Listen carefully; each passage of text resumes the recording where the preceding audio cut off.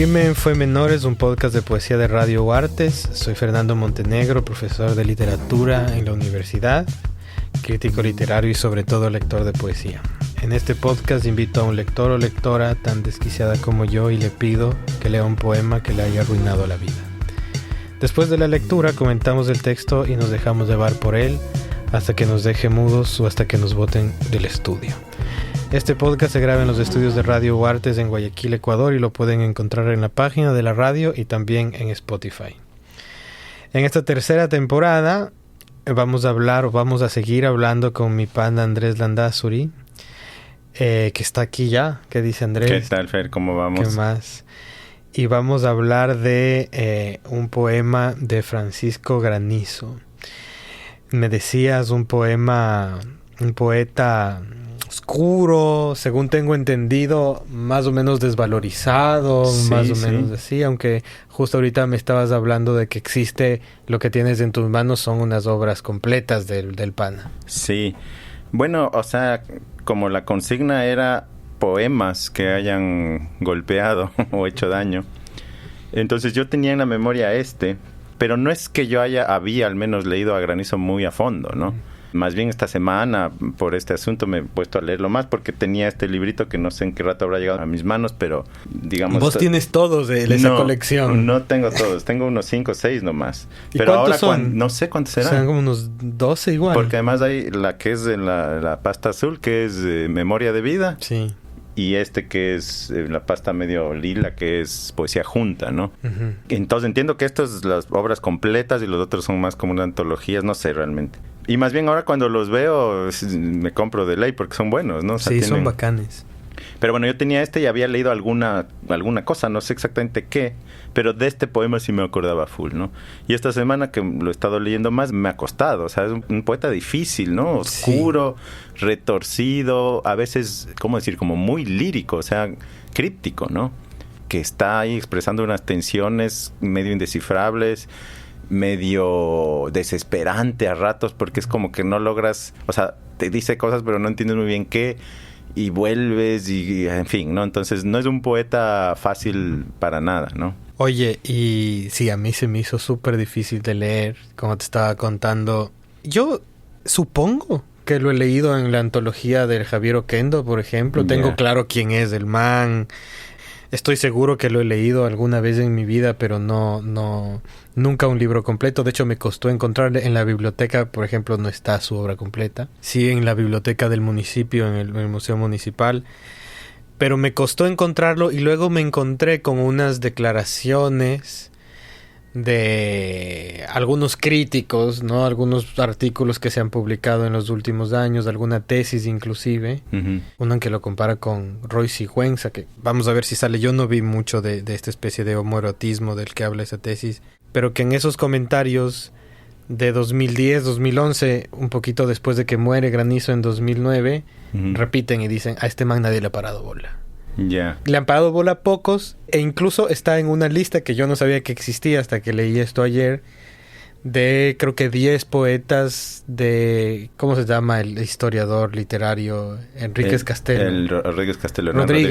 Hernán Rodríguez Castelo ha hecho una famosa lista de los 10 poetas canónicos del siglo XX ecuatoriano y lo pone a este brother, a Granizo. Yo del Hernán Rodríguez tengo esta poesía ecuatoriana contemporánea, que es una antología de 2 tomos, yo solo tengo el primero, pero ahí tiene unos poemas de Granizo, justamente, entre otros. Y era de traerlo, porque hace como es, Rodríguez Castelo era muy bueno, aunque ahora ya está como desprestigiado, claro, digamos, porque es vieja escuela y tiene algunas cosas como antiguas, pero tiene a veces condensa en pequeños párrafos unas interpretaciones muy, muy completas, y justo lo que dice de Granizo me parecía muy, muy lúcido, pero no traje ese libro para leer ese comentario de él. Pero ahí en el principio de ese comentario dice algo así como, si hay que hacer una antología del siglo XX, tiene que estar Granizo, ¿no? En el Ecuador. Ahora, yo digo, claro, por un lado no es un nombre desconocido, pero sí es poco leído porque es difícil, pues, ¿no? O sea, digamos...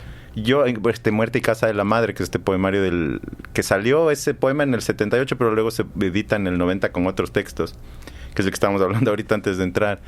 Ese no lo había leído y lo leí esta semana y me sacó el aire, ¿no? Entonces, es denso, no sé si decir oscuro, pero Pero es complejo, entonces no es un poeta de fácil acceso de ninguna... Sí, de entonces ninguna yo manera. digo, es un nombre en general sí reconocido, porque sí están las antologías pues de lo que es en cualquiera. Sí. O por ejemplo tiene esta publicación en la Casa de la Cultura de Poesía Junta, que a la larga son pocos los que llegan a tener una edición así, ¿no? Entonces digamos, sí es un nombre canónico, pero yo diría poco leído por Nadie claro. yo lo escuché recitar un poema de Granizo en los bares de Quito en los 2000, en el bajo fondo, digamos. Claro. No está el pana. Porque es un desafío, ¿no? Es un desafío brutal. Bueno, también tiene, ya hablaremos más, un montón de registros. Un poeta con muchas exploraciones. Hay cosas que van por la línea del formalismo clásico, ¿no? Tiene, por ejemplo, esos sonetos del amor total, que son 70 y pico sonetos, así también de una rigurosidad clásica. Buenos también, claro. Pero también tiene poemas como el que vamos a leer, que es verso libre, desbordado, una catarata ahí de imágenes y de entonces también es un poeta con variados registros, ¿no? Aunque digamos el núcleo podría ser esta especie de exploración de un amor angustiado y de un vacío existencial que a veces se cifra en lo erótico, a veces se cifra en lo divino, y a veces un poco mezcla los dos, ¿no? Entonces está un poco en la línea de la poesía mística, sí, ¿no? Oye, una advertencia que quieras hacerles a los que nos escuchan antes de leer este poema, que se va a demorar un ratito porque es un poema de cierta extensión, es un poema largo, pero alguna advertencia, aparte de que como que se sienten en sus asientos bien, o sea, que se tomen una agüita. Yo digo ninguna. Nada. Agárrense así, y va seco, a ver. Ya. Chévere, entonces aquí está Andrés Landázuri, que leerá el poema Nada más del verbo, de Francisco Granizo. Nada más del verbo. Mordiéndote, sacudiéndote, como el hueso que el perro extrae del muladar. De la vida así te arranco, Dios. Eres inmundo, medras en la náusea y el hedor de la náusea. Oh purísimo, bueno, absorto, ¿a náusea caes, sempiterno? ¿Eres la llaga o el gusano que la devora eres? ¿Qué más da? Si en el tiempo decaeciente eres, solo eres, oh asqueroso, dentro o fuera de mí, el mismo, vil y amado. ¿Contra ti peco o tú me pecas, Dios? En asfaltos caído abro los ojos a tu luz. ¿Son estas sombras el vaho de tu verbo? Eran ingenuos los dedos míos y mi mano era todo el amor corriendo como un ángel sobre la dulce piel. Ciegos, los ojos míos eran suave tiniebla, claro tacto feliz. Del alta tierra de viento caído, ¿soy tu sombra por vagar a tu luz? Fui gozoso, mordí la alegría como un pan, y desnudo me amaban. Porque me has dado divina esta carne, este hábito brutal, yo herido, pudriéndome en tu baba feroz, ¿he de amarte? Porque melosa la viva cal del sexo, la queja de tu vientre, suelta, sacra perfidia, estos fetos atroces, hombres se dicen, ¿he de amarles? Porque de harapos viste mi mugre la llaga de tu beso, ¿tu mano lúbrica ha de rasgarlos, violador? Ay, tú me pecas, y eres sucio, buen Dios que así nos haces, de carne y sueño, para yacer, inacabable, hueso, falo, hambre mía, te arranco. Oh desnudo lejos de ti, sin ojos, devuélveme a la niebla del ángel, a la noche animal. Déjame el alma larva quieta en el mar. Mas, oh asqueroso, te amo. Detente, amado, fija los grandes vagos ojos vacíos en esta atada, pávida, agria pequeñez. Por una sola vez, por solo el hoyo del segundo, cierra la enorme boca balbuciente de cosmos y de la floja fauce limpia la bella baba eterna y estelar. Mira y calla y detén el bamboleante paso, y con nosotros, tus hijos, queda, Padre, inmenso bobo, amado, amante Dios. Tus ojos ciego bruto y nada más. Tu silencio verbo y nada más. De ti ya no queremos más. Mal nos hiciste, enfermo Padre, y mal nos hace tu inextinguible voz. De tu pútrido semen, la humana lengua pare las hórridas palabras, amor, dolor, y en la ulcerada carne, en ti mismo, creado y devorado gusano estás. ¿Por qué vestirnos de misterio el corazón, si toda sombra mata, pura, desnuda, la dura luz del sexo? ¿Por qué rodearnos de eternidad para la breve muerte? Desde la noche he retenido horror. ¿Nos haces o te hacemos? ¿Somos hijos somos de tu asco? Hijo de náusea, padres acaso tuyos somos de iniquidad? Por una vez, por una sola vez, justo y buen Dios, dame la mano y conmigo ve por mi corazón. Inicia tu paseo por mi desesperado corazón. Pisas los sueños de mis gritos. Leve tierra de dulce espanto fue perdida del viento de tu nombre. Yo digo, hoy digo, rompo mi corazón. Por la larga calle mojada, por la sucia niebla, va cayendo en pedazos como una carta obscena de la que me desprendiera vergonzosamente. Y lo rompo, llorando sobre mi juventud, lo rompo profundamente, recordando, este fue mi cálido corazón de simple carne, la cera viva que labraba una abeja de amor. Fue, corazón, cayendo de altos aires a la roca del pecho agarrado, oscurecía, viejo terror sonaba el mar, sonaba el sueño, lloraba, cayendo, desolado, adolescente corazón cayendo solo al solo mar. Y eso, y un silencio, y un nombre y una piel, y nada más. Y hoy que vuelve llorando rompo mi corazón, y nada más, y nada más. ¿Ves? Suave barro de soledad era mi carne. Llegaste, podrido, herido, rompo, viva podre, de gemidos hediondo corazón. Hundiste, eterna mosca, en raudo gozo, en la triste carroña los huevos de tu horror. De tus voraces crías desde el tiempo, es tu prolífica estación horrenda, y en esta primavera yo de la mano te traigo, ciego, al pavoroso aprisco de la carne doliente.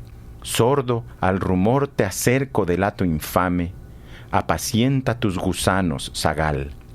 Pero a tu lado, llorando, amando, devorando, rompo mi corazón, lejos de ti lo arrojo, eternamente vomitando, llena asqueroso el hueco del devorado corazón, del arrojado corazón. Ay, no, nada de ti, que hasta tus ecos pudren nuestra voz. Torna a tu cielo, Padre, bruto amantísimo, sucio hueso consolador de la vida te arranco.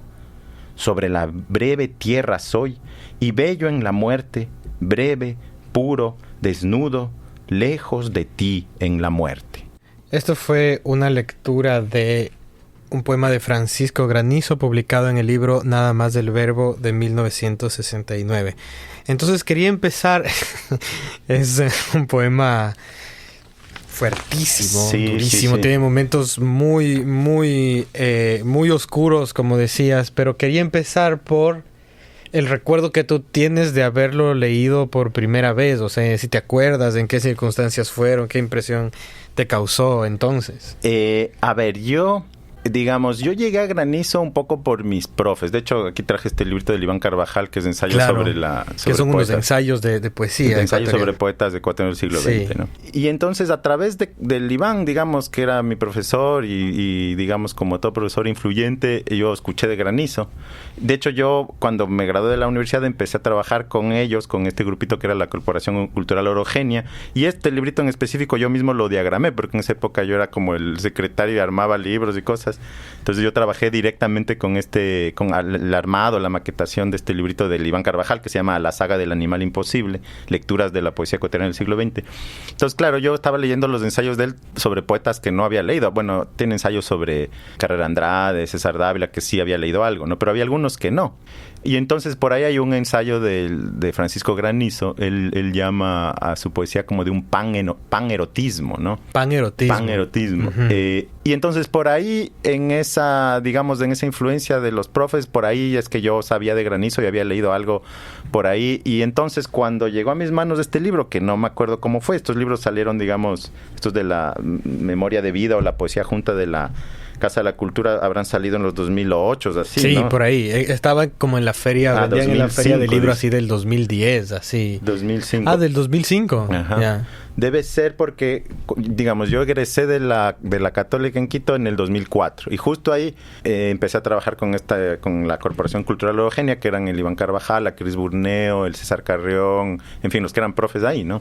Y entonces ahí era que yo estaba leyendo estas cosas y escuchándoles y demás. Entonces ahí debo haber visto este libro y me lo habré conseguido. No sé cuándo habrá sido mi primera lectura, pero sí sé que no fue completa.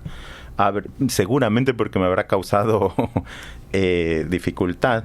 Pero yo recordaba esta sección porque valga decir que Nada más del verbo, que es este poemario de 1969, en realidad un libro grandote que tiene 7 secciones, cada una con un título distinto y cada una con una propuesta estilística distinta. ¿No? Totalmente. Estilística y temática. Entonces en fin, ¿no? Son casi como 7 libros distintos en uno. Y algunos bien largos, ¿no? Otros cortos. Entonces, una de las secciones del libro se llama Nada más del verbo. Y dentro de esa sección hay una serie de poemas sin titular y este es uno, ¿no? Entonces no es que el poema se llama Nada más del verbo, sino que es uno de los poemas sin título que aparece en esta sección, que es la que da título al libro, ¿no? Entonces yo me acuerdo de esa sección, es lo que yo seguramente habré leído, no sé si alguien me recomendó como... Yo no sé, seguramente sí habré leído un poco más, ¿no? Pero me acuerdo de esa sección y me acordaba, esto habrá sido, ya te digo, en los 2008, 2005, no sé, esa cosa de la imprecación a Dios y de decirle, claro, o sea, de reclamarle y a la vez amarle, ¿no es cierto? Y de eso sí me acordaba un montón. Y yo durante una época tuve un blog de poesía que se llamaba Versos Robados, que lo que hacía era subir un poema cada semana. Cada semana subí un poema de cualquier autor, que era un poco mi forma de lo que estamos haciendo ahorita, de darme chance de leer y de ir buscando. Entonces, ese blog lo tuve abierto unos 3 años, 4 años, entonces ahí nunca lo promocioné ni nada, era como yo para leer. Y era una memoria casi que tuya de lo que tú ibas leyendo también. Sí. Después al final comencé porque además subía sin ninguna promoción, solo subía el poema y ahí estaba, ¿no? Y al final comenzaba a compartir por Facebook cada post, ¿no? Entonces este es más bien de los primeros. Estaba revisando y es así, creo que el número 26, 25, o sea, porque se llegó a tener como 200, o sea, duró bastante tiempo ese blog. Y entonces habrá sido un poco en este ejercicio de explorar, de leer, que llegué acá y este poema, claro, me conmovió o me sorprendió más bien, ¿no? Es un poema como muy, muy sorprendente. Y ahora que lo vuelves a leer, no sé si 20, 15 años después, ¿qué encuentras? O sea, porque ¿por dónde le entras a este poema? O sea, es difícil entrarle por algún lugar, ¿no? Hay muchas cosas, ¿no? O sea, la cosa general es pues esta conciencia que le reclama a Dios, ¿no? Que le reclama a Dios furiosamente, ¿no? Angustiadamente, lo insulta. A ratos le dice, ¿cómo era al final que le llama? Asqueroso, le dice. A ratos le dice, por ejemplo, eterna mosca, le dice, ¿no? O le dice, bueno, en fin, ¿no? Bruto, amantísimo. Es una especie de reclamo furioso a un Dios que de todas maneras ama, ¿no? Que de todas maneras busca, ¿no? Que de todas maneras necesita. Y entonces esa angustia yo la siento como muy... O sea, todo el mundo tiene de alguna manera esa angustia adentro, ¿no? Peor, digamos, en nuestra formación, en nuestra vida, por más ateo que te declares, pues está la religión atravesándote, ¿no? Claro. O sea, cuando a mí me preguntan así mi posición, yo digo, yo soy ateo, pero ateo católico, ¿no? Claro, o sea, que es una forma bien concreta del ateísmo también. Exacto, o sea, además, capaz estoy diciendo una cosa muy ignorante, pero solo se puede ser ateo si uno fue católico. Claro, el ateísmo es la negación del teísmo o la ausencia del teísmo, digamos, ¿no? Entonces, solo funciona... Oye... Entonces, bueno, mis padres son muy creyentes, hice comunión, confirmación, todo. Estuve en el Colegio San Gabriel, o sea, ya qué más puedo hacer. Él también. Claro, sí. Entonces, claro, pero también ya en mi adolescencia empecé pues a darme cuenta o a arrepentirme, cómo decirlo, y ya me fui alejando de eso. Y entonces de esto, claro, cuando yo leí esto ya hace mucho tiempo que no tenía un acercamiento a la práctica religiosa ni nada, pero me resonaba súper bien, ¿no? Porque es un poco ese sentir de... ¿Cómo decir? O sea, como te odio Dios por no existir de alguna manera, ¿no? Claro. Entonces con eso yo resonaba muy bien y me parecía potente, ¿no? Entonces eso es lo que yo recordaba y ahora que lo vuelvo a recoger me queda lo mismo. Te da esa impresión igual. Sí, ¿no? Me parece así como... Y es como crees que es como la decepción de... Me gusta esto que dices, es tremendo, porque a mí me hace pensar en Vallejo. Claro, en César Vallejo, pero claro, César Vallejo no está tan cabreado como este man. Sí. Este man está enojado, está como decepcionado, como un amante casi, ¿no? Sí. Hay una cosa así de desplante, de decepción, de contraataque, que yo entiendo. A ver, yo he leído siempre la poesía de Vallejo, que es sin duda muy influyente para este escritor. Una poesía sobre la muerte de Dios o la inexistencia de Dios, o estoy, como tú dijiste, enojado con Dios por no existir, que es un dilema teológico súper fuerte. Pero claro, en Vallejo veo el abandono y, digamos, la crónica de ese abandono existencial, que también tiene otros sentidos, no tiene un sentido cósmico, racial, cultural. Y acá yo le veo al man como realmente enojado, ¿no? Y eso se traduce... Enojado, pero a la vez... Desplantado, claro, es como una cosa amorosa, ¿no? Es como un reclamo casi de... Sí. Claro, a la que te traicionó, al que te cuerneó. Pero a la vez es, digamos, una imprecación a Dios y una negación, ¿no es cierto? Termina diciendo yo lejos de ti, el último verso es... O sea, el final del poema es... Ya te olvidé. Claro, lejos de así ti en la muerte. Así como un bolero. ¿No? Sobre la breve tierra soy... Y bello en la muerte, breve, puro, desnudo, lejos de ti en la muerte. O sea, increíble. Es un te abandono. Pero a la vez es un no te abandono. Y de hecho, en Nada más del verbo, que es toda esta sección del libro, hay muchos poemas que son más bien casi de gozo místico. De recogimiento. Mira, te leo este que es cortito, unas páginas antes de esta imprecación violenta. Dice esto: con angustiada mano yo te cojo, Señor, y en mis aguas te arrojo con frenético amor. En tu mano dejada y pavorosa, la piedra de tu amor, no el beso, no la boca, no la rosa, arrójala, arrójete, Señor. Yo la arrojada piedra, tú la mano, que la arroja, Señor, de tu piedra en mi mano y en el fondo del agua de mi amor. Entonces ahí hay digamos, yo soy la piedra arrojada por ti, Dios, pero tú eres la mano que lo arroja. O sea, no hay una negación, ¿no? Mira, 2 páginas más adelante hay otro cortito, o unas pocas páginas, que dice... Méteme, Dios, en la celada celda. ¿No? Es un pedido de acogida, más bien, ¿no? Claro, y la celda como esta famosa metáfora del siglo de oro del discurso erótico. Claro. Porque aquí entra también lo erótico, claro. Y ahí entra un poco lo que dice el Galván Carvajal del panerotismo, ¿no? Sí, dale. Pero dice, méteme, Dios, en la celada celda, insaciable, celoso. Muerde la entraña a Dios, bebe mi pozo, olvídalo y profundo te estremezca la vasta sed de gozo. Reclúyeme, Señor, cuida el postigo, suelta el hebrel furioso de tu amor y quédate conmigo. O sea, hay unos poemas más bien como de... Ese está con rima, ¿no? Claro, y de gozo místico, de gozo, ¿no? místico. De gozo, ¿no? Místico pero continuamente interrumpidos por estos quiebres de angustia. Él dice... en este poema que leímos ahorita corto, dice... Con angustiada mano yo te cojo, Señor, ¿no? Sí. Entonces, por eso yo decía que resonaba mucho en mí, que a la larga, quiera o no, tengo pues toda la formación y todo el contexto católico. Y entonces, aunque no lo quiera, soy de alguna manera católico, ¿no es cierto? Y entonces, y entonces esta tensión siempre está de alguna manera, ¿no? Sí.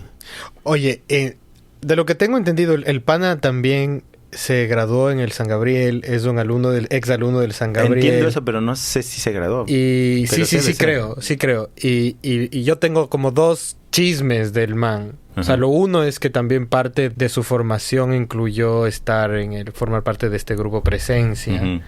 Donde también había otros poetas que fueron exalumnos del...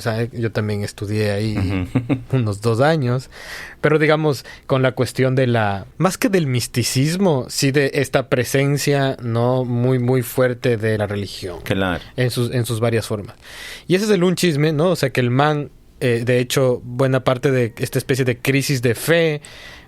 Algunos críticos lo explican con esta experiencia de formación jesuita, ¿no? Los jesuitas, que son esta orden inclinada a la teología, y esta teología muy filosófica. ¿Cómo decirlo? Más que filosófica, es absurda esa frase. Es una especie de teología muy incrédula, ¿no? Y la otra cosa es que el tipo escribió escribía para la revista Diners, ¿no? Y en la revista Diners escribía artículos de literatura o lo que sea, no creo que en la década de los 80, hasta que dejó de escribir porque le censuraron un texto sobre Santa Teresa de Jesús. Eso no he escuchado, pero... Y porque era muy denso. O sea, no me acuerdo si era sobre Santa Teresa o sobre San Juan de la Cruz, pero sobre uno de los místicos. Yeah.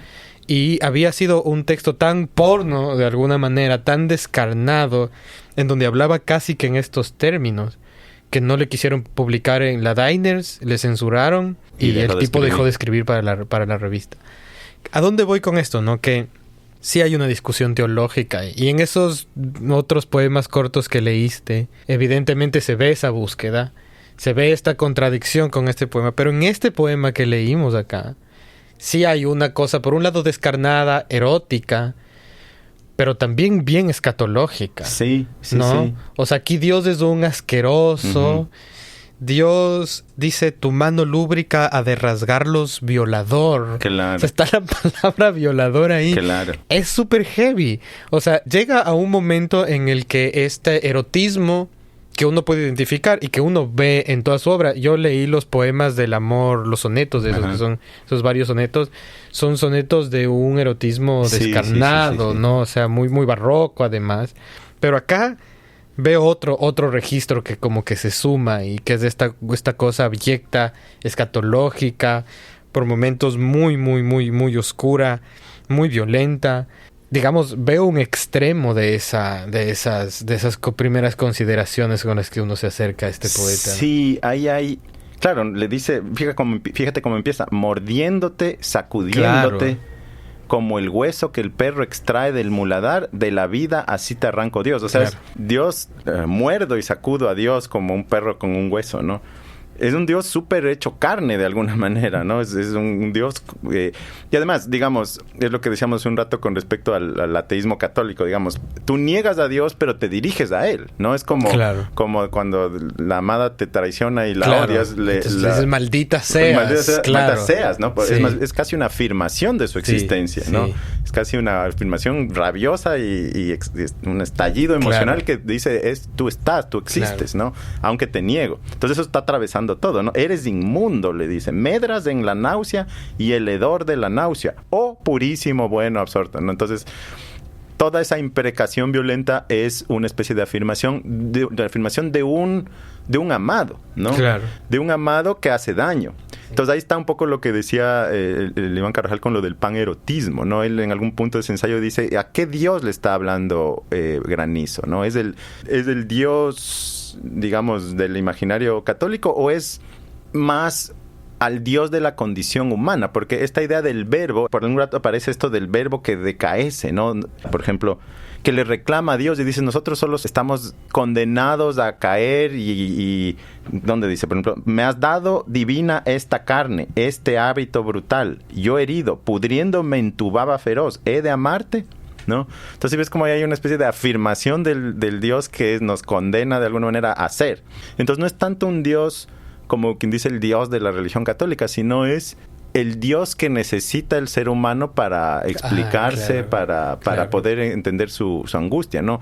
Yo no conozco este texto, pero en ese ensayo de Iván Carvajal él menciona que cuando muere Escudero, que es un poeta que estábamos hablando hace un tiempo, que era muy cercano a Granizo, se organiza algún encuentro, alguna cosa, y se publica un pequeño volumen que yo no lo he visto, que se llama De la Poesía, con texto sobre Escudero, el que acababa de morir, y con algún texto de Escudero sobre la poesía. Y que ahí en ese volumen hay un pequeño ensayo de Granizo que se llama De la Poesía, justamente, en el que hace una especie de recorrido y elogio de Escudero muerto, pero también hace toda una poética propia, sí, ¿no? Y entonces ahí Iván Carvajal lo cita extensamente. Ya te digo, yo no he podido encontrar ese texto de Granizo, pero lo cita extensamente y pone varios pedazos y lo explica. Aparece esta idea como del hombre, como la existencia de Dios, como la existencia del hombre en eterna caída de una especie de divinidad, sí, de una especie de... Sí.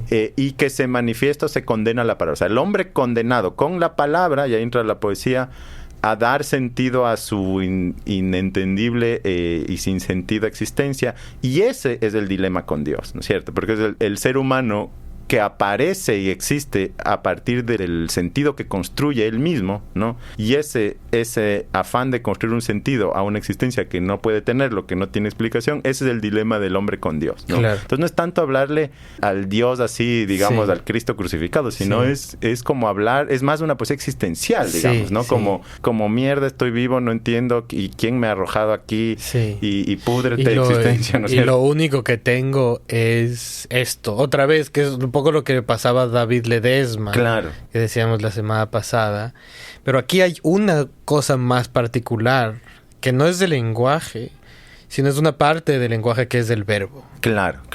Y este es un tipo de palabra que, digamos, un poco ya nos aleja de esa representación más simbólica basegiana, que por eso por ahí está por otro lado, sino que aquí es una poesía que además empieza con dos verbos y que va acumulando como esta especie de acción o de encadenamiento de acciones que son forzosamente muy, muy violentas, ¿no? Lo que tú decías, mordiéndote, sacude. O sea, el verbo es una cosa que va a estar en juego y que es lo que pone en movimiento este texto. O sea, no es cualquier lenguaje, no es cualquier palabra. Claro. Es la acción, la creación, digamos. Sí, es un poema con mucha, llamémoslo así, acción, ¿no? Y la idea de verbo también se relaciona pues con la idea de Dios. Pues, con ¿no? la idea de Dios, ¿no? Con el verbo es, digamos, en el verbo está Dios y no está Dios, ¿no? En un pedazo del texto que cita Carvajal, de nuevo no lo tengo, Granizo está hablando, entiendo yo, un poco del mito del mito adánico, digamos, de la creación del ser humano, y dice una cosa así: esto es de Granizo, ¿no? O el número ininteligible de la totalidad al que se precipita el hombre y del cual irremediado cae el hombre. Esta idea de, digamos, la totalidad a la que uno aspira y de la que uno cae constantemente. Cayente el hombre desde el verbo en la decaecida palabra. Como que el verbo, la palabra es la forma de acceder a esa totalidad, pero es una forma decaecida que no puede hacerlo. O sea, es como que el ser humano está condenado a buscarse el sentido, ¿no es cierto? ¿Y cómo lo hace? La palabra es la fuerza divina del ser humano, el verbo. Y un poco eso es lo que está atravesando la angustia de Granizo todo el tiempo, ¿no? El verbo como el lugar del lugar de Dios, porque es el lugar del sentido de lo humano. Entonces es el verbo, es la palabra lo que nos hace humanos y lo que nos condena a no poder alcanzar un Dios, porque de ahí nace el Dios. Es como accedemos a Dios, pero al mismo tiempo lo que nos aleja de Él. Pero además hay otra cosa, ¿no? Que si es que, digamos, me pusiste a pensar si el que habla en este poema es Adán, ¿no? Pero Adán antes de Eva, digamos. O sea, en esta situación intermedia de la que se habla en el Génesis, se dice, porque tiene que ver todo esto con la creación de Eva, ¿no? Y yo me pregunto si este es el lugar de enunciación de este texto, ¿no? O sea, esta relación profundamente erótica, ¿no? Pero profundamente cerrada sobre esa relación entre Dios y el yo poético, ¿no? O sea, me pregunto si no va por ahí la cosa, ¿no? Porque también la caída, una de las cosas que suceden en la caída, lo que decía Schopenhauer y de alguna manera también recogió famosamente Benedetti en ese libro, es que el amor es la compensación de la muerte, ¿no? O sea, por suerte hay el amor, no el amor, digamos, el amor carnal, ¿no? Que sustituye esta especie de amor divino, ¿no? De amor trascendental, que es con la divinidad. Y entonces, pero aquí no hay ninguna Eva, no hay ninguna otras derivas del erotismo, sino hay solo esta relación con Dios. Pero claro, y con el verbo, ¿no? Que sería lo que tú dices, porque visto así, digamos, todos somos Adán, ¿no? En el sentido de que inevitablemente todos somos Adán, de ley, porque hay un primer momento en donde no existe el otro. Solo eres tú y la caída, o esta relación perdida con la totalidad. Y ese es, digamos, esa conciencia solo puede darse a través de la palabra, ¿no? Claro. Porque sería digamos, ¿cómo decir? Y del verbo. Y del verbo, ¿no es cierto? Que es Dios en ese sentido, ¿no es cierto? Dios. Porque eso, digamos... Es el que hace diciendo. Ajá, exacto. Y entonces eso es la condición humana. Nadie puede escapar de eso. Y entonces en ese sentido, entonces Adán es eso, ¿no es cierto? Es el ser creado que al saber y busca un sentido en ese ser, en ese soy creado, ¿no? Y frente a quién busca, frente a Dios, ¿no es cierto? Que es, digamos, está dentro de él de alguna manera. Y entonces, en ese sentido, sí es como un Adán reclamándole a Dios. Reclamando, porque es como que está sintiendo el alejamiento de Dios, le está reclamando, le está diciendo, porque hay una especie de campo semántico que se organiza en este poema que a mí me llamó mucho la atención, y es cómo se materializa la figura de Dios en este poema a través de baba, de semen. Sí, ¿no? Piel. Como es asqueroso, tiene la piel, ¿no? O sea, también hay otras cosas más núbiles, ¿no? O sea, como más etéreas. Pero incluso les llega a decir, casi como un niño, le dice, estoy en esta estrofa que empieza con detente amado, que me hace acordar a Sor Juana, ¿no? Muchísimo. Cierto. Y al final dice, y mira y calla y detén el bamboleante paso, y con nosotros tus hijos queda padre inmenso bobo. Le dice, que es genial eso, decirle inmenso bobo a Dios. Amado, amante Dios, inmediatamente. Y dice amado, amante Dios, que es, digamos, pucha, solo esta estrofa es terriblemente densa y terriblemente problemática, porque a mí me hace pensar en esta idea, creo que es de Harold Bloom, ¿no? En donde dice, el que escribió el Pentateuco, o sea, los 5 libros del Génesis, el Éxodo, etcétera, tiene que haber sido una mujer de la corte de David.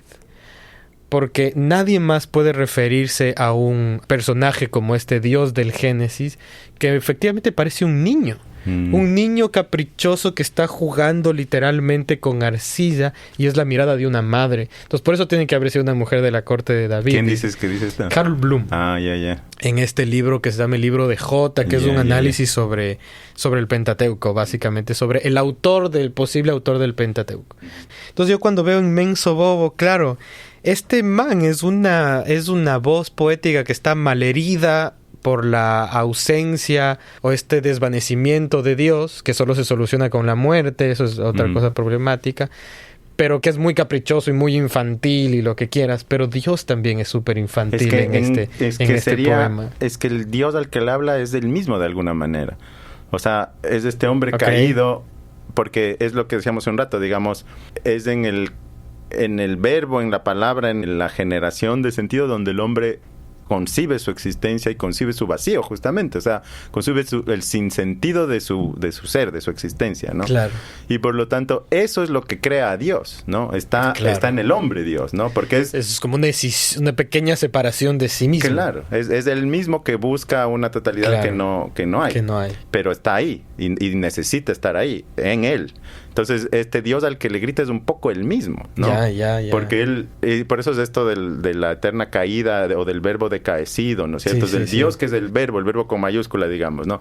Como quien dice inalcanzable, pero que el ser humano continuamente busca alcanzar a través de la palabra descaecida y está siempre caído. Y entonces, ¿a quién le está hablando? ¿Quién es ese Dios? Es él mismo, de alguna manera. Es él mismo, eso está fuerte. Claro, y entonces por eso también es capaz de recriminarse tan fuerte, ¿no? Como maldita bestia, idiota, ¿no es cierto? Claro, porque si no sería simplemente un poema herético. Claro. Y no es poema herético. Fíjate, un poco más abajo donde tú dijiste que le dice, mal nos hiciste enfermo, Padre. Es como que le estás diciendo, tú nos has creado así, tú nos haces, ¿no es cierto? Pero ¿quién es ese tú? Y mal nos hace tu inextinguible voz. De tu pútrido semen, la humana lengua pare las hórridas palabras amor, dolor. Entonces, las palabras humanas son las que son, digamos, la reminiscencia de Dios en el sentido de que son la posibilidad del sentido absoluto. Pero pero está ahí, en la misma palabra, ¿no? Sí. Y en la ulcerada carne, en ti mismo, creado y devorado, gusano estás. ¿No? Es como lo arrastra de alguna manera. Claro, ¿Por qué vestirnos de misterio el corazón si toda sombra mata pura, desnuda la dura luz del sexo? Y estos dos son geniales. ¿Por qué rodearnos de eternidad para la breve muerte? Eso es tremendo. Ese yo lo tengo anotadísimo. Y lo único que puse aquí con una inocencia bestial es crisis de fe es más que eso, es más que una crisis de fe. Es más que eso, es una especie de exploración de la condición humana como una conciencia que busca una totalidad, que ese es el verbo, ese es Dios, y es consciente de que no lo puede alcanzar nunca porque en el fondo está en él mismo, ¿no? Claro. Por eso es que Carvajal dice, no está hablando del Dios católico, está hablando de y por eso es el panerotismo, porque en esta búsqueda del sentido, de la totalidad, de lo completo, está el asunto amoroso, ¿no? El amor como la única escape, salida al sinsentido. Y entonces la búsqueda de Dios se vuelve una búsqueda del amor, de alguna manera. Y todo se atraviesa por el erotismo. Claro. Y aparte... Pero un erotismo... pues es casi masturbatorio, claro, es casi onanista, ¿no? Y violento, ¿no? Eso que tú decías que le dice... A ver, porque de harapos viste mi mugre la llaga de tu beso. O sea, mi mugre viste de harapos la herida que me da tu beso. Tu mano lúbrica ha de rasgarlos, violador, ¿no? Tú vas a quitarme estos harapos que yo... Digamos, que mi mugre... Con la que mi mugre cubre tu herida... ¿Dónde está ese? Capaz vale enfocarnos en ese momento. Claro, es antes, ¿no? De este que estoy diciendo ahorita. Porque es esa estrofa. Capaz vale leerle de nuevo esa estrofa porque hay dos palabras que son heavy shit, que son feto y violador. Que es uno de los primeros. Es después de fui... A mí yo subrayé esto porque me encantó. Fui gozoso, mordí la alegría como un pan y desnudo me amaban. Entonces ahí el hiperbatón es importante en la composición de este poema, que es un recurso súper barroco. Y de ahí empieza porque me has dado divina esta carne, que es un momento terrible. Vale la pena, creo, volver a leer porque me has dado y que termina en violador. Porque me has dado divina esta carne, este hábito brutal, yo herido, pudriéndome en tu baba feroz, ¿he de amarte? Porque melosa, la viva cal del sexo, la queja de tu vientre, suelta, sacra perfidia, estos fetos atroces, hombres, dices, se dicen, ¿he de amarles? Porque de harapos viste mi mugre la llaga de tu beso, ¿tu mano lúbrica ha de rasgarlos, violador? Ahí se pone muy, muy heavy este poema. Claro, le dice, a ver, porque me has dado este hábito brutal de la carne, ¿no? Sí, que es el gozo de la carne, es el gozo del cuerpo. Claro. O sea, yo pienso que aquí, o sea, hay una cosa onanista, ¿no? Alguien que está gozando de su cuerpo, no sé, de tocarse, de sentirse, hay una sensualidad, pero que es un placer autoinfligido. Sí, ¿no? Me parece, ¿no? Entonces, tú que me has dado este hábito brutal de la carne, y yo herido, pudriéndome en tu baba feroz, claro, ahí es yo aquí en mi... ¿He de amarte? O sea, tú me das este deseo, este gozo, y por eso tengo que amarte, porque este gozo medio me condena, ¿no? Pero la pregunta es buena, porque el poema está lleno de preguntas, pero he de amarte, la forma en la que está formulada... Eso que es casi como decirle, ¿cómo así? Sí, no, o más bien es como me parece que está inducida a la provocación, ¿no? Como he de amarte se me hace como voy a amarte. Pero como hasta tratando de seducir, pero digamos. Claro, como en un juego de seducción, no como en un juego de voy o no voy, no, o sea, como dos amantes en efecto. A mí me parece por lo menos que da esa y luego sigue, o sea, decías. A ver, o sea, entonces lo primero de esa estrofa es, digamos, la conciencia de la carne, que le llama hábito brutal, ¿no? Sí. O sea, es como una cruz, digamos. Sí, yo herido, dice. Yo herido, pudriéndome en tu baba. ¿He de amarte? No, tú que me has dado esto, te tengo que amar. Yo lo siento más así como en esta cosa de... ¿Cómo así te voy a amar si tú eres el que me estás haciendo esta mierda, digamos? Tú eres el que me pones esta carne que no puedo controlar. Y así he de amarte. Y luego dice, porque melosa, la viva cal del sexo, la queja de tu vientre, suelta estos fetos atroces, hombres, quitándole los incisos, ¿no? Entonces, solo porque...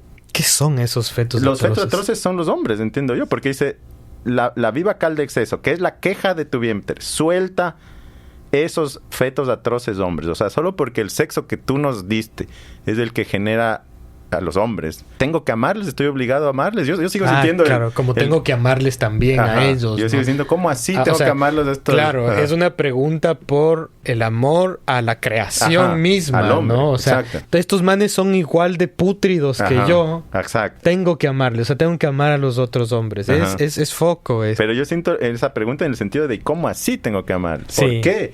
¿Por qué tengo que amarles? Sí. ¿No? Y después...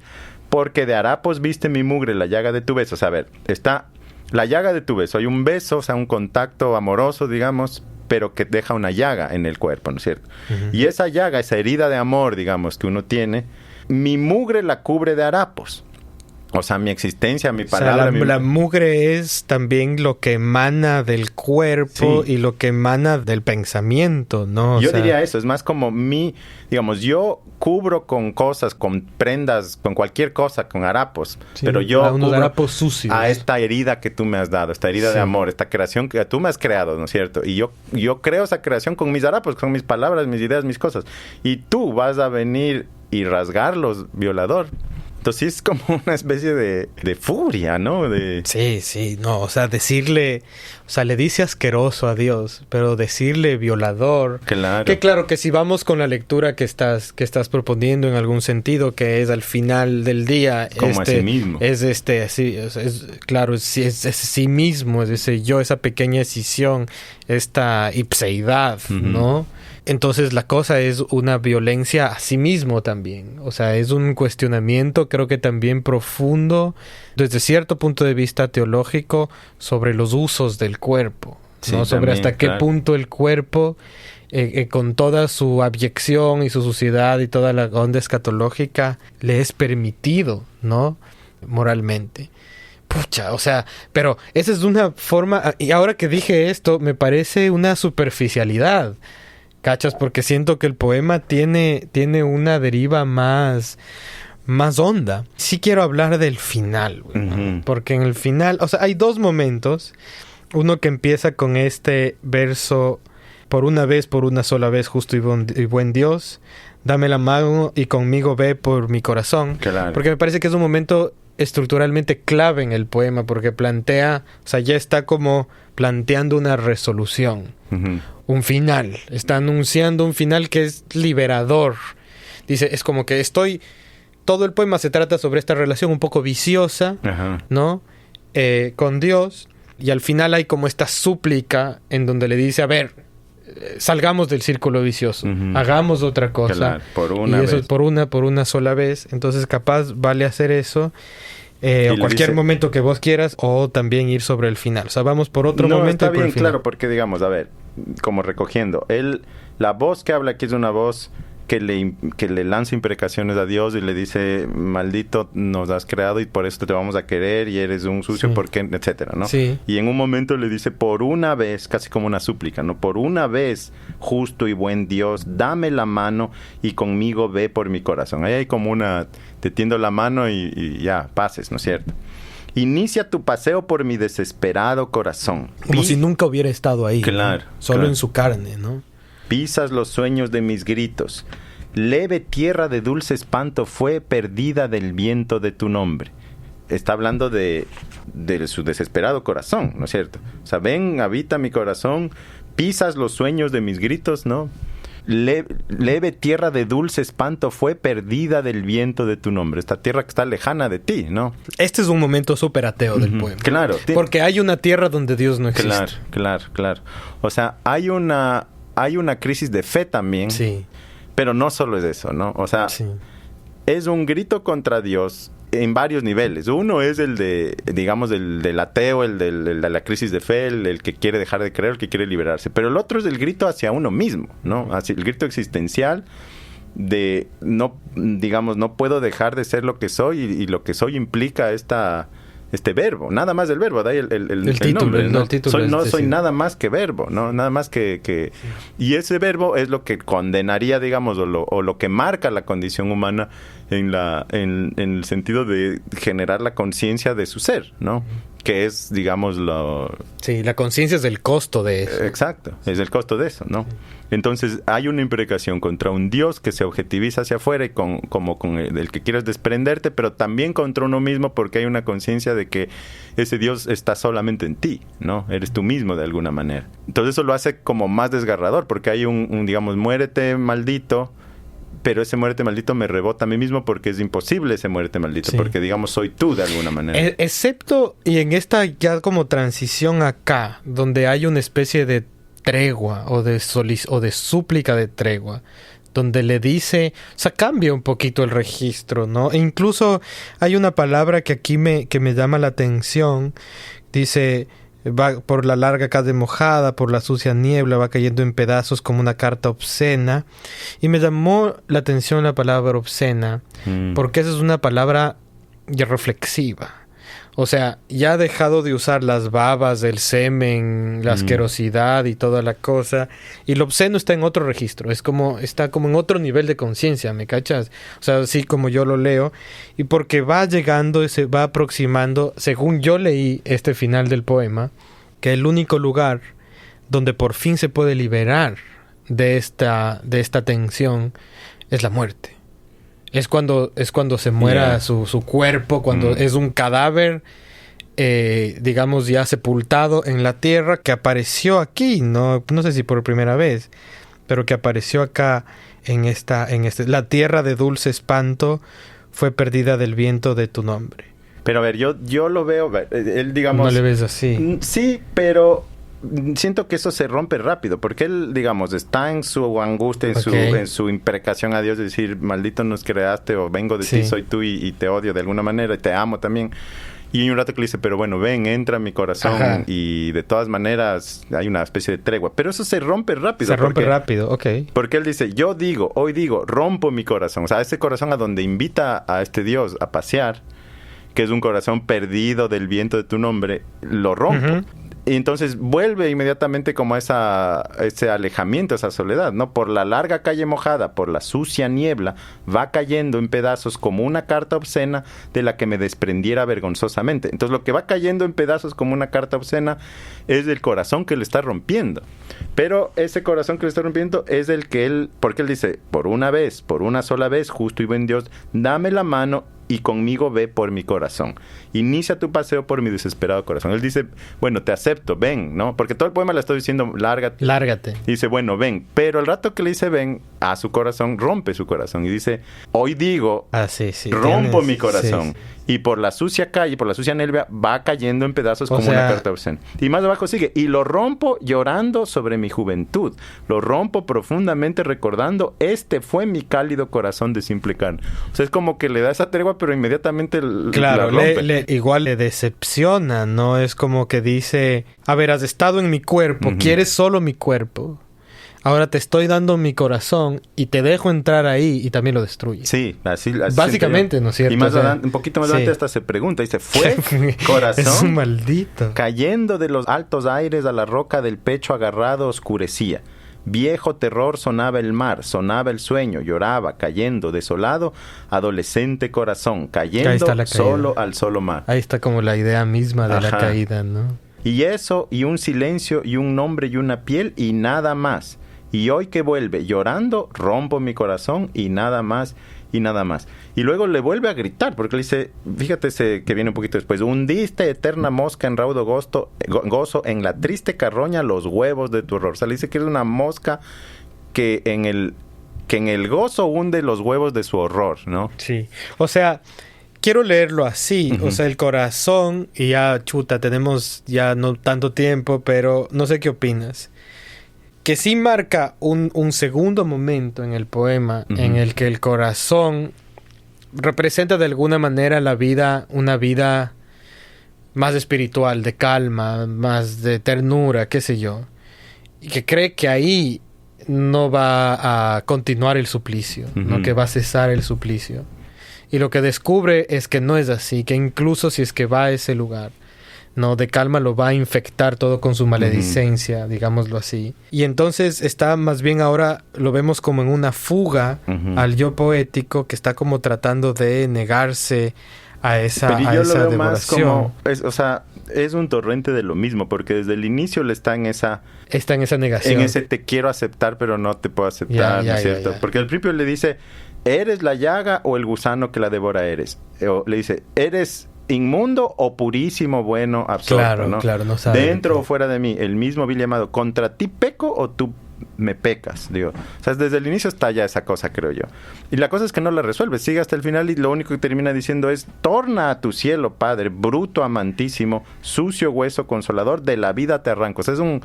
Sucio hueso consolador es muy fuerte. Y claro, los versos finales de lo que tú decías, la única salida entonces es la muerte, ¿no? Sobre la breve tierra soy, y bello en la muerte, breve, puro, desnudo, lejos de ti en la muerte. Pero igual es más un deseo que una realidad, claro, ¿no? Claro, porque yo como lo entiendo es, Dios, este Dios al que le habla es uno mismo, ¿no? O sea, es el verbo, digamos, es la palabra que genera a Dios, ¿no? Porque, digamos, el ser humano a través de la palabra genera conciencia de su existencia, ¿no es cierto? Ajá. Y eso lo hace darse cuenta que es un ser caído que no tiene sentido, que no tiene Dios. Y entonces toca crear. Y claro, y lo crea, o sea, el momento en el que la palabra ingresa a la conciencia humana, creas a un Dios, ¿no es cierto? Lo necesitas un sentido, pero eso es imposible y esa es la angustia completa. Entonces yo siento que el poema está todo el tiempo ahí, ¿no? Y eso explica la necesidad, que ya es una de las cosas que te iba a preguntar, de la necesidad de Granizo de enunciar la palabra Dios, de que aparezca Dios en el poema, porque lo que hemos visto, digamos, en la poesía, sobre todo contemporánea, moderna, en las vanguardias, es que esta misma idea está ahí, ¿no? Por ejemplo, en Huidobro, qué sé yo, en todos estos manes, pero en la medida que también ya es una poesía no religiosa, la palabra no está ahí. O sea, la palabra Dios más bien es algo que se evita. Sí. No, Huidobro hace todo lo que puede por no mencionar la palabra Dios. Y aquí este man repite, y en toda su poesía está Dios como muy presente. Entonces eso explicaría bastante lo que tú dices, porque es esta enunciación del verbo, esta enunciación del lenguaje, digamos, la presencia. Si Dios es algo, está ahí. Claro. Está ahí en ese lenguaje. Está ahí. La gran pregunta para mí al final del poema es, que creo que es la que se hace Granizo y que es un poco ahuevante, es ¿qué pasa cuando nos moramos? Claro. Sigue, y yo creo que el deseo de Granizo es como en esta serie que a mí me encanta, True Detective, ¿no? No he visto. Que es cuando el man, cuando está en la investigación, no, es que la muerte no es el fin, hay más allá y hay otro mundo, y sale el detective y dice, no, ojalá que no exista vida en el más allá. O sea, con esto es suficiente. Porque claro, si es que existe el más, entonces yo tengo que seguir lidiando con esta conciencia y con este problema sobre la existencia. Claro, él termina termina rechazando a Dios. Sí, como ojalá no exista de verdad. Claro, lárgate a tu cielo. Sí, y déjame desnudo, desnudo, lejos de ti en la muerte. Lejos de ti en la muerte. Entonces él más bien es un desprenderse total, ¿no? Tremendo poema. Sí, buen poema. Tremendo poema. ¿Alguna cosa chiquita final, Andrés, para concluir este texto? Más allá de la recomendación, ¿qué le recomendarías a alguien que se va a meter en este poema así chiquito? O sea, lo que dije al inicio es un poema como trepidante, ¿no? Como una catarata, toca como dejarse llevar, no hay más, ¿no? No hay más que dejarse llevar, ¿no? Porque es un poema como de enorme violencia, es un poema que es un grito de la conciencia humana que le reclama a Dios y lo rechaza y lo aleja y le escupe de alguna manera. Entonces, ahí no hay más que lanzarse. Gran poema. Sí, buen poema, sí. Bueno, ahí le dejamos entonces. Ahí le dejamos, ya, entonces la próxima semana no vamos a decir, pero pareciera que ahí hablamos luego, ¿no? De cuál es el poema del que vamos a hablar la próxima semana. Gracias por venir otra vez, Panda. Listo, gracias también. Y a quienes nos escuchan, recordarles que este programa ha sido grabado en los estudios de Radio Artes y se publica en la página de la radio y también en Spotify. Vamos a seguir la siguiente semana también con otro poema de la literatura ecuatoriana y pues nos vemos entonces. Gracias. El podcast El Crimen Fue Menor es una producción de Radio Artes y fue grabado en sus estudios ubicados en el Centro de Producción e Innovación Manzana 14, Guayaquil, Ecuador, 2025.